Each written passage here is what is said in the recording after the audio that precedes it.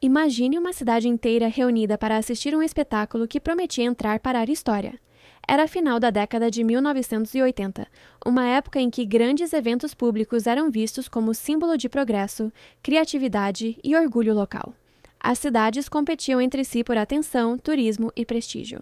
Em meio a esse cenário estava Cleveland, no estado de Ohio, nos Estados Unidos, uma cidade industrial importante, mas que naquela época carregava uma reputação complicada. Muitos americanos faziam piadas sobre Cleveland, dizendo que não era tão moderna ou interessante quanto metrópoles como Nova York ou Los Angeles. Por isso, autoridades locais e organizações da cidade buscavam maneiras de mudar essa imagem. Foi nesse contexto que surgiu uma ideia que parecia perfeita. A organização beneficente United Way de Cleveland decidiu promover um grande evento público para arrecadar dinheiro para projetos sociais e, ao mesmo tempo, colocar o nome da cidade no noticiário nacional. O plano era simples no papel, mas gigantesco na prática. Eles queriam quebrar o recorde mundial de maior número de balões de gás hélio liberados ao mesmo tempo. Naquele período, esse tipo de espetáculo era visto como algo bonito, simbólico e até emocionante. A ideia de milhares de balões coloridos subindo ao céu representava esperança, união e celebração.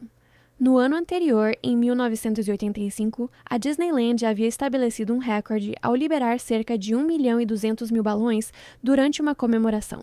Cleveland queria superar esse número e mostrar que também era capaz de realizar algo grandioso. Para organizar tudo, a United Way contratou uma empresa especializada em grandes eventos com balões, chamada Balloon Art by Treb. O responsável pelo projeto era Treb Heining, um artista e organizador conhecido por criar grandes instalações infláveis em eventos ao redor do país.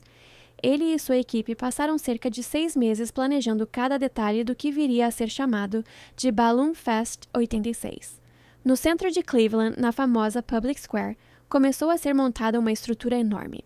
Era uma espécie de moldura gigantesca coberta por uma rede, grande o suficiente para segurar mais de 1 milhão de balões até o momento do lançamento. A estrutura ocupava praticamente o tamanho de um quarteirão e tinha altura equivalente a 3 andares. Dentro dela, voluntários trabalhariam durante horas enchendo os balões com hélio. A mobilização da cidade foi impressionante. Cerca de 2.500 estudantes e voluntários participaram da tarefa de inflar e amarrar os balões. Crianças e adolescentes também ajudaram na arrecadação de fundos. Muitas delas venderam patrocínios simbólicos, em que cada doação representava 2 balões que seriam liberados no evento. Cada contribuição custava cerca de $1, e todo o dinheiro arrecadado seria destinado a programas sociais da United Way. A expectativa era enorme. Inicialmente, os organizadores queriam lançar 2 milhões de balões, mas conforme os preparativos avançavam, ficou claro que esse número seria difícil de alcançar. Ainda assim, o total final continuava impressionante. Mais de 1.400.000 balões estavam prontos para serem soltos. Finalmente chegou o dia do evento. Era sábado, 27 de setembro de 1986. Desde cedo, milhares de pessoas começaram a se reunir no centro de Cleveland. Famílias inteiras foram assistir ao espetáculo. As ruas estavam cheias. A imprensa local e nacional estava presente e helicópteros de televisão sobrevoavam a cidade para registrar o momento histórico. O cenário era impressionante. A grande estrutura cheia de balões coloridos dominava a praça. Ao redor dela estava um dos marcos mais conhecidos da cidade, a Terminal Tower, que durante muitos anos havia sido um dos prédios mais altos do mundo quando foi construída na década de 1930. Mas havia um detalhe preocupante no céu naquele dia. Meteorologistas alertavam para a aproximação de uma frente fria que poderia trazer chuva e vento. Preocupados com a possibilidade de a tempestade estragar o evento, os organizadores tomaram uma decisão importante. Resolveram antecipar o lançamento dos balões. Por volta das 13h50 da tarde, a rede que segurava os balões foi liberada. Em questão de segundos, mais de 1.400.000 balões coloridos subiram ao céu ao mesmo tempo. A cena era impressionante. Uma nuvem gigantesca de cores começou a subir lentamente sobre Cleveland. Vermelhos, amarelos, azuis, verdes e roxos se misturavam formando um espetáculo que parecia quase surreal. Pessoas aplaudiam, fotógrafos registravam o momento e as câmeras de televisão transmitiam tudo ao vivo. Por alguns minutos parecia que tudo tinha dado certo. Cleveland havia conseguido quebrar o recorde mundial. O evento era bonito, emocionante e parecia ser exatamente o tipo de momento positivo que a cidade precisava. Só que a natureza tinha outros planos. Logo depois do lançamento, a frente fria que se aproximava começou a afetar a região. O ar ficou mais frio e a chuva começou a cair. Isso provocou um efeito inesperado nos balões. Normalmente, um balão de hélio sobe até perder o gás aos poucos, e depois desce já vazio ou parcialmente murcho. Mas naquele caso, a mudança brusca de temperatura fez com que muitos balões perdessem altitude rapidamente enquanto ainda estavam cheios. Em vez de desaparecerem no céu, milhares de balões começaram a voltar para a Terra, e voltaram de uma vez. Logo, os primeiros começaram a cair nas ruas de Cleveland, depois vieram milhares, depois dezenas de milhares.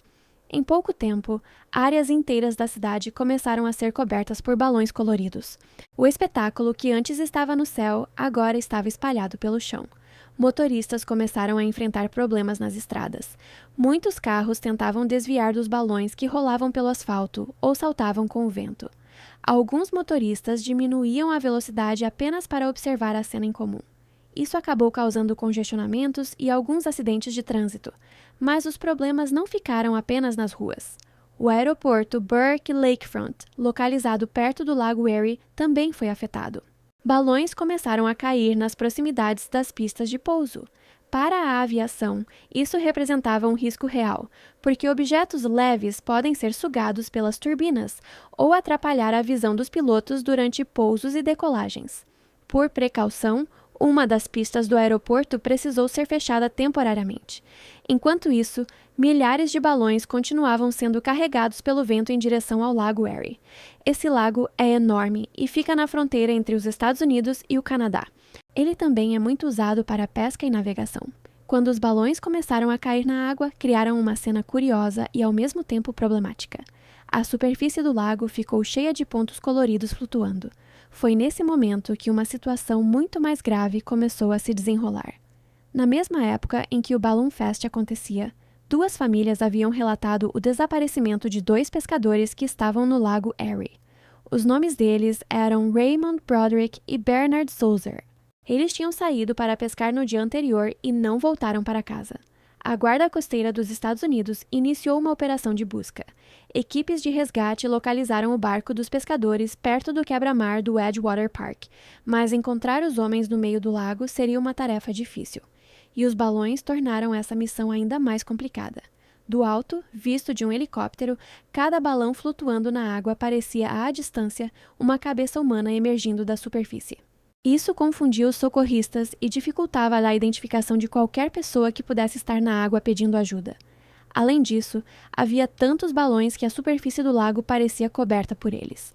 Oficiais da Guarda Costeira chegaram a comparar a cena com uma espécie de cinturão de asteroides feito de balões. As buscas continuaram por alguns dias, mas sem sucesso. Em 29 de setembro, a operação acabou sendo suspensa. Posteriormente, os corpos dos pescadores foram encontrados na costa. A esposa de um deles entrou com um processo judicial contra a United Way de Cleveland e contra a empresa responsável pelo evento. O valor do processo era de 3.200.000 dólares. O caso acabou sendo resolvido por meio de um acordo, mas o valor final nunca foi divulgado publicamente. Outro problema aconteceu em uma área rural próxima da cidade. Centenas de balões acabaram caindo em um pasto pertencente a uma criadora chamada Louise Novakovsky. No local havia cavalos árabes, animais valiosos que faziam parte do trabalho e da renda da proprietária. Quando os balões começaram a cair no pasto, os cavalos se assustaram. O pânico entre os animais causou correria e alguns deles acabaram se ferindo. A criadora alegou que os animais sofreram danos permanentes e também entrou com um processo contra os organizadores do evento, pedindo $100.000 em indenização. Assim como no caso anterior, o processo terminou em um acordo confidencial. Nos dias seguintes ao Balloon Fest, relatos de balões aparecendo em vários lugares começaram a surgir. Alguns foram encontrados em áreas rurais, outros em cidades próximas e até do lado canadense do Lago Erie. Mesmo com todos os problemas, o evento acabou entrando para o Guinness Book de 1988 como o maior lançamento de balões da história, com um total oficial de 1.429.643 balões liberados ao mesmo tempo. Mas o recorde veio acompanhado de críticas e questionamentos.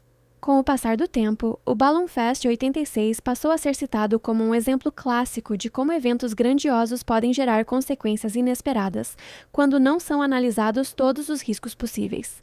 Especialistas em planejamento urbano, logística e gestão de eventos frequentemente usam esse caso como estudo em universidades e cursos profissionais.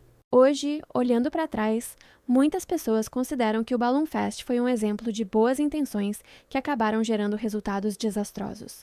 A ideia inicial era arrecadar dinheiro para a caridade e criar um momento de celebração para a cidade. Por alguns minutos, quando os balões subiram ao céu, parecia que tudo tinha funcionado perfeitamente. Mas a combinação de clima inesperado, escala gigantesca e falta de previsão de impactos transformou aquele espetáculo colorido em um evento que Cleveland jamais esqueceria. E até hoje, quase 4 décadas depois, o Balloon Fest 86 continua sendo lembrado como um dos eventos mais curiosos e controversos já realizados em uma cidade americana.